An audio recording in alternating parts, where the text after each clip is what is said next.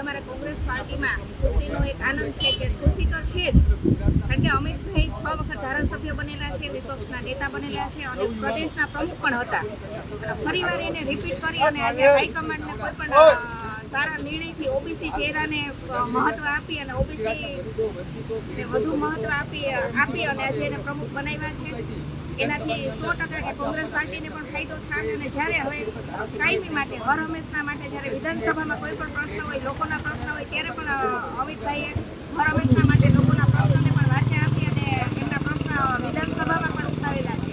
અને અત્યારે હવે જે કોર્પોરેશન આવશે કે જિલ્લા પંચાયત આવશે કે તાલુકા પંચાયત આવશે, એમાં પણ ઓબીસીને પણ વધુ ફાયદો થશે એવું કોંગ્રેસ પાર્ટીએ નિર્ણય લઈ અને ઓબીસી ચહેરાને પ્રદેશ પ્રમુખ બનાવ્યા છે. એ બદલ અમે ખૂબ અમિતભાઈને પણ પ્રેસ મીડિયાના માધ્યમથી ખૂબ અભિનંદન પાઠવીએ.